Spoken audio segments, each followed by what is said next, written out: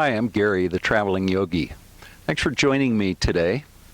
So I've had a lot of requests lately for a yoga practice that addresses tightness and maybe a little bit of pain in the low back.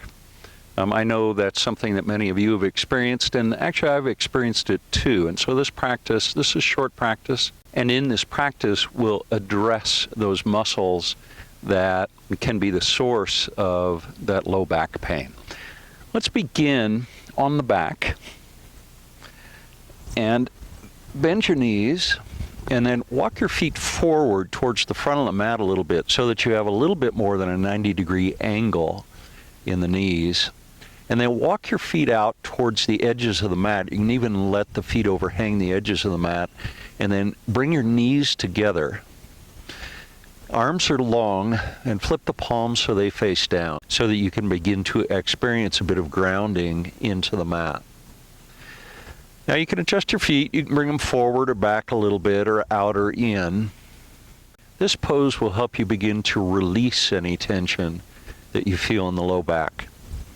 What I'd like you to do is to press the sacrum down into the mat, so you're rounding the lower back a little bit. And then relax the back of the shoulders, allowing the shoulders to press gently into the mat. Now just begin to breathe into the low back. Draw a deep breath in, and yes, I know your lungs don't go all the way down there, but just imagine that you could breathe into the low back and press the sacrum down at the same time. And we're going to take about 5 breaths. Breathing in, pressing the low back into the mat, and then letting the breath flow out. And 3 more times, pressing the low back gently into the mat, and letting the breath flow out. Twice more, breathing in, and breathing out. And 1 more time, press the low back down, then let the breath go. Now flip your palms so they face up, and let the back of the shoulders come down towards the mat even more. Now begin to imagine your spine, and imagine the spine flattening out just a little bit as the knees are still pressing towards one another. Couple more breaths, and 1 more.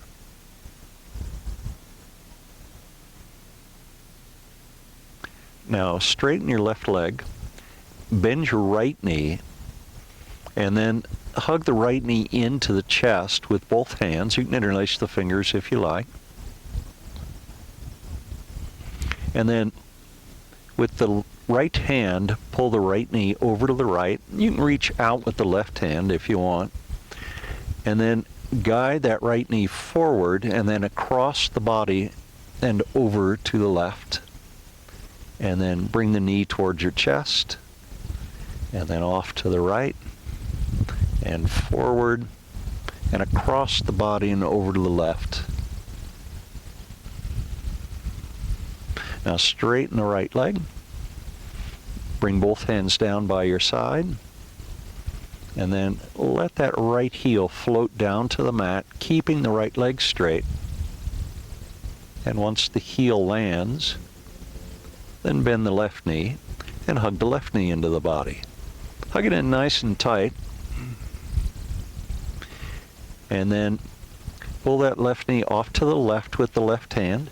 Bring the right hand out to the side, kind of serve as a little bit of an outrigger for you, and then bring the left knee forward towards your toes on the left foot, and then across the body to the right, and then back to the chest, and go around again, making that big circle with the knees, or with that right knee, or left knee rather anyway.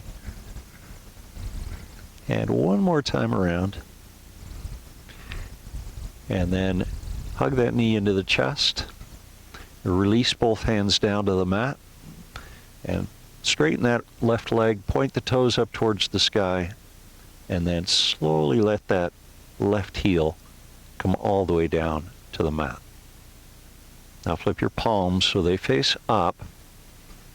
Take a couple of breaths, breathing into the low back. Do that one more time. Nice deep breath in. And exhale, and let the breath go.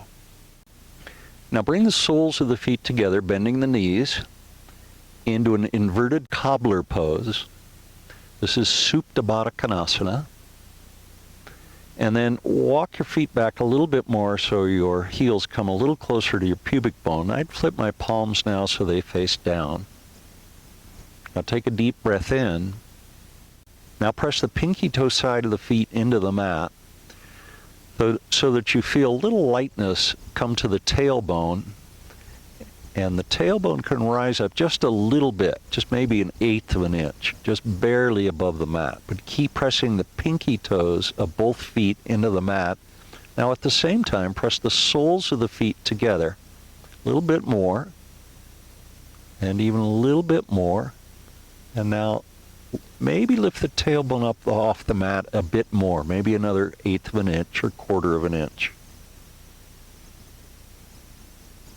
Now breathe into the tailbone.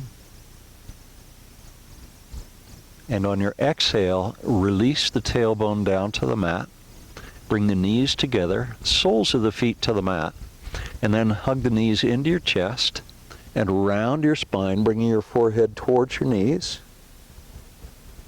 And then release the back of the head to the mat and bring the soles of the feet back together, back into Supta Baddha Konasana, or inverted cobbler pose. The soles of the feet are touching, and the pinky toe sides of both feet are pressing into the mat. Now on an inhale, press the soles of the feet together, press the pinky toes into the mat, and see if you can lift your tailbone off the mat, just maybe 1/2 an inch. You can press the palms into the mat to help. Now squeeze the glutes towards one another, and at the same time press the pinky toe side of the feet into the mat so you feel some engagement in the outside of the hips, right at the very top of the femur of both legs. One more breath, and release. Bring the tailbone down. Bring your knees together, soles of the feet to the mat, and then hug the knees into the chest. Cross your arms over your knees, and then bring your forehead up, rounding the spine, maybe touching the forehead to the knees. Now release the back of the head to the mat, and bring the soles of the feet back down to the mat. We're going to do now a supine figure 4. So pick your right foot up and bring the ankle of the right foot to the left knee, and then press your right knee away from you and interlace the fingers behind the back of that left leg, just above the knee. Option, if you want, you can interlace the fingers below the knee so you've captured the whole leg there with the knee bent on that left leg. Now flex that right foot, which would be protective of that right knee, and then pull the left knee towards you as you press the right knee away. At the same time, press the tailbone down towards the mat. So try not to lift your tailbone up. And if you like, you can hug that left knee in a little bit more, pressing the right knee away a bit more, and begin to become aware of that great stretch you're feeling in the outer part of that right hip. 2 more deep breaths, breathing into the right hip. And 1 more breath. Now release your hands from the knee, and then bring that left foot down, sole of the foot on the mat, and the foot about a foot or so, 12 inches in front of the glute on that left side. Now I want you to bring the instep of the right foot to the left knee, to the very top of the knee, and press your palms into the mat. The arms are long. And now press that instep into the knee, and as you do that, lift your tailbone, your sacrum, and the lower part of the back off the mat. Now press the instep of that right foot into the left knee even a bit more, so you're really, really pressing hard into the knee. And now bring your awareness to the space between the tailbone and the sacrum. And press a little bit more. Beautiful. Now bring your tailbone down to the mat. And you can release that right knee. And bring the right foot down. We'll go over to the other side for our supine figure 4. So bring the left ankle to the right knee. And then flex that left foot. And go ahead and capture your right knee with your interlaced fingers and hug the knee towards you. Now I've got my fingers below the knee on the right side, and that's because I'm pretty flexible. Your option is to bring the hands right above the knee, that right knee, and hug the knee in. So whichever way works for you is fine. Now press that left knee away as you hug the right knee in and bring your awareness to the sensation you're feeling on the outside of that left hip. You ought to start to feel a pretty nice stretch there. And remember to flex that left foot so that you protect the muscles on the left knee. And breathe into the outer left hip. And let's say 2 more breaths. And 1 more. Good. Now release your hands and bring the right foot to the mat. And just like we did on the other side, bring the instep of the left foot to the very top of the right knee. Flip your palms so they face down, and then press the instep into the knee. And as you do that, lift your tailbone, your sacrum, and the low back off the mat. Now keep pressing the instep into the knee as hard as you can. You'll feel the abdominal muscles engage as you do that. And if it helps, you can press the palms and even the elbows into the mat. Now keep pressing. Let's find 2 more breaths. And 1 more. Stay with it. And then release. Bring the tailbone to the mat. And then bring that right foot down. Now bring your arms out to a T and then flip your palms so they face down. And we're going to be grounding into the mat or the floor. Now pick your feet up off the mat. Keep your knees together. And then a very gentle supine twist. Bring the knees over to the right and let that right knee land. And then look off to your left. Bringing the left ear to the mat if you can. That'll help you bring the back of the left shoulder down at the same time. Now begin to notice the spinal twist. Notice that the plane your hips are in is different from the plane your shoulders are in. It's about a 90-degree turn there. Take about 3 more breaths. With each exhale, soften into the pose. Just surrender into the pose a little bit more deeply. And 1 more breath. Now press gently into the right hand. Let your knees float back to center. Feel a gentle massage in the low back as you let the knees come over to the left side. Now let the outside of that left knee land. And then shift your gaze so you're looking to the right. Now relax the back of the right shoulder. And breathe. With each exhale, let yourself surrender into the pose just a little bit more. Really relaxing and feeling that. At least I feel it in my low back and particularly in the hip on the right side.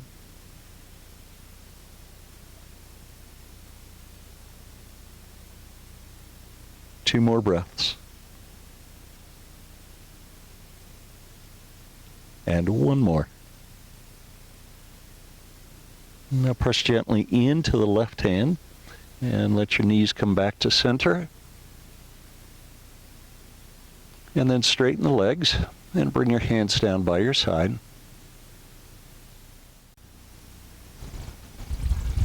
Now hug the knees into your chest, and then rock forward and back a couple of times, and then eventually bring yourself to a seat. And once you're seated, and I'm going to turn to face you, you're going to still be facing the front of the mat. Once you're seated, bring your feet so they're about 3 feet apart, with the soles of the feet on the mat if you can, and bend your knees. See, my knees are bent fair amount, about 45 degrees. Now what I'd like you to do is bring your hands down to the mat. I'm going to actually turn to the side just for a moment to show you what my back looks like in this pose. And then what I want you to do is sit up nice and tall, press the sitting bones down into the mat, keep your chin nice and level, and then begin to hinge at the hips and walk the hands forward, maybe walk the hands out even, and perhaps you can even bring your hands to your heels, but still press the palms down. So I kind of have my fingers touching my heels. Now squeeze the glutes together, and then as you exhale, hinge at the hips, keeping the spine long, and come down just a little bit more, and notice where you feel the sensation. Now squeeze the glutes together again, and then come down a little bit more deeply into the pose. And maybe one more time. You can walk your hands forward at any point if you want to, but try not to round the back. Now squeeze the glutes, and then exhale and fold forward more deeply into the pose. As is usual in these outdoor practices, we have an ant that's joined us, crawling over my mat. Actually, a couple of them. No, it's 3. Take a deep breath. As you exhale one more time, think about lengthening the spine, deepening the fold.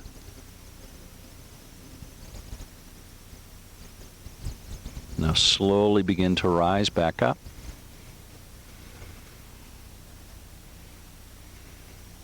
Once you're up, bring the soles of the feet back to the mat with the feet about hip width apart.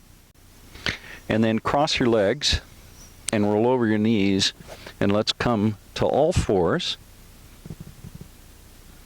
Now walk your hands forward about 1 hand length, about 5 inches or so. So the hands are way forward in front of the shoulders, but your hips are still right over your heels. Now press the hips to the left, and then bring the hips forward, and then off to the right. And then press into the hands and press the hips back. You'll recognize this as hip circles.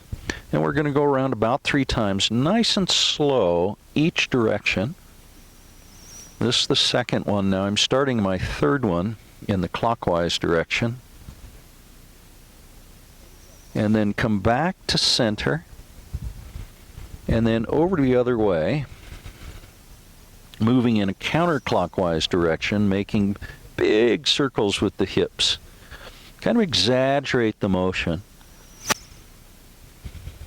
And we'll go around 3 times this direction as well. And this is my third one. And when you're done, come back to center and bring the hips right over the knees, and then walk the hands back so that they're under the shoulders. And now tuck your toes and lift your hips into a downward facing dog. For this downward dog, what I'd like you to do is bring your feet a little bit farther apart than hip width, and press the hands into the mat, and now bend your knees so that your heels come off the mat. What we're working on here is lengthening the spine and not working so much on a hamstring stretch. Press the hands into the mat like you're trying to stretch the mat forward, and at the same time reach the tailbone towards the top of the space behind you. If you're outdoors, up towards the sky kind of. And if you're indoors, towards the top of the wall behind you. Keep pressing the hands into the mat and lengthening the spine, reaching the tailbone up and back. Now, if you want to, you can begin to straighten the legs and just notice how that feels. If you feel that stretch come into the back of the knees, I want you to bend the knees just a little bit. I don't want the stretch in the hamstrings to come down quite that low. Now take one more breath, and then Release down to table pose, and then step your right foot forward so it ends up between the hands. And you may want to move that left knee over to the left a little bit. And now reach the arms up and overhead. This is a low crescent lunge, which you recognize, and press that right knee forward. Reach up through the wrists and relax the fingers and the thumbs. And press that right knee forward a little bit more. 2 more breaths here.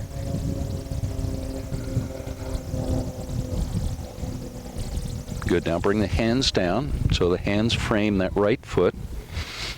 And then step your right knee back and step the left foot forward. And we're going to do the same thing on our second side, reaching the arms up and overhead, pressing the left knee forward. Check in with your shoulders. Make sure the shoulders are square to the front of the mat. And then press that left knee forward until you begin to feel a stretch at the top of the left leg. Those are your hip flexor muscles, the psoas and the iliacus, as their anatomical name. And if you reach up through the wrists, you will deepen that stretch, for most of you anyway. And 1 more breath. Good. Now bring the hands down on either side of that left foot. And then tuck the toes and bring the right knee off the mat. And then step your right foot forward so it ends up between the hands. I'm going to turn and face you. Bring the feet apart with the toes wider than the heels. And let's come down to Malasana, a yoga squat. Bring the elbows to the inside of the knees if you're able. And now press your tailbone down. Keep the spine long. If you're inclined, you can transfer the weight from one foot to the other just to notice what that feels like.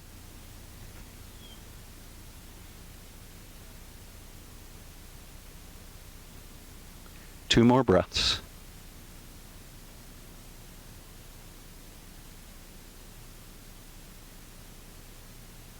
Good. Release now. Bring your hands behind you and come to a seat. I'm going to turn again and face the front of the mat. Now, come to table pose, and then bring the knees wide, bring the big toes to touch, and press your hips down to your heels as we come to child's pose. This can be our last pose for this practice. Now there are 2 ways for you to do child's pose. One is to reach the hands forward, kind of creating a stretch in the back as you do that. The other is to bring your hands or your arms behind you and flip the palms so they face up. So you're externally rotating the arms. And then let your forehead rest on a block or a blanket or the mat. And then relax the shoulders so that the shoulders come down towards the mat and you're rounding the upper part of the back. You can do either or both of those. Just noticing what feels good to you about the pose. Now let's find 5 more breaths. Breathing in deeply to the low back.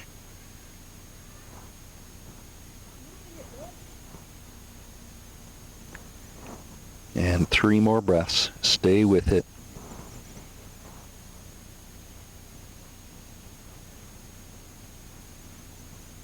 And 2 more.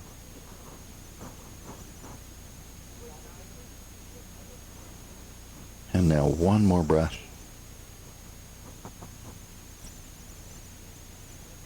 After your exhale, walk your hands back towards your body. And let's come to hero pose. Bring the palms to the thighs.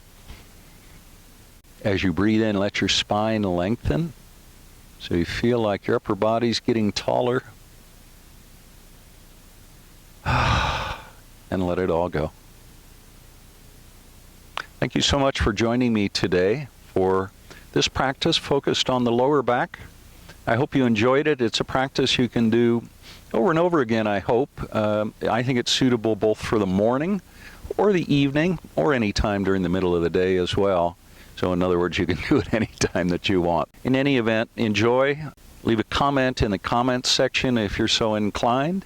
And now join me as I offer loving kindness Bring your hands to heart center, press your palms together.